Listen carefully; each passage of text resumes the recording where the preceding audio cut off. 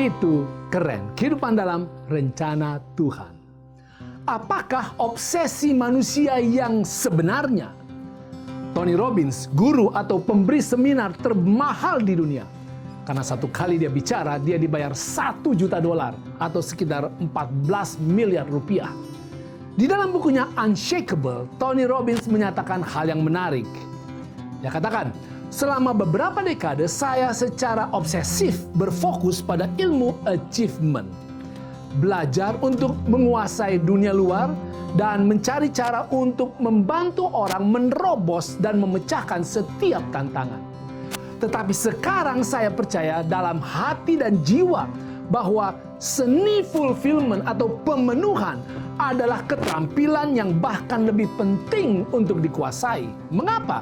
Karena jika Anda menguasai dunia luar tanpa menguasai dunia internal, bagaimana Anda bisa benar-benar bahagia?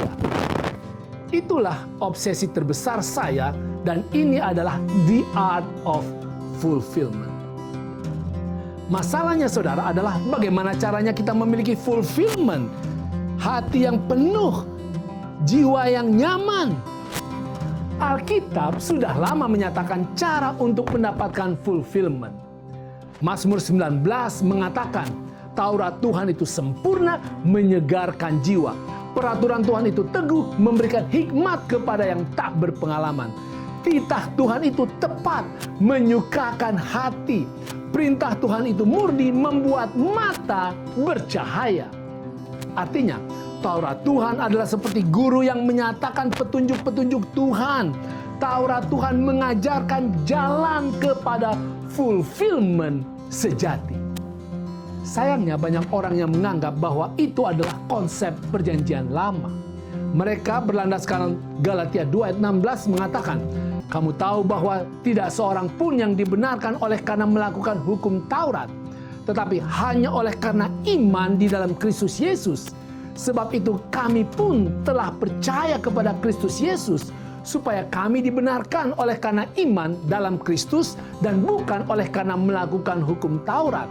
Sebab tidak ada seorang pun yang dibenarkan oleh karena melakukan hukum Taurat.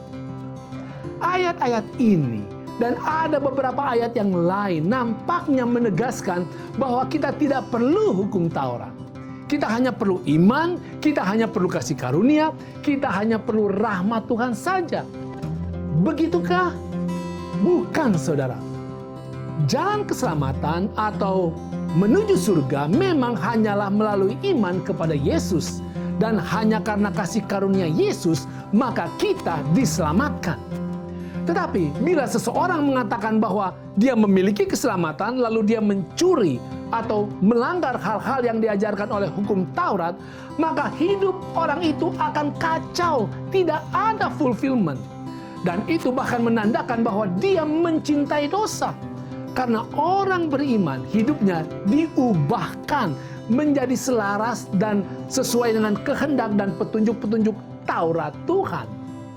Tetapi kalau kita sadari keadaan kacau kita, maka kita akan mencari Yesus.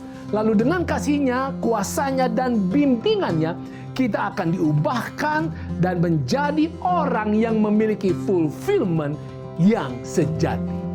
Itu keren.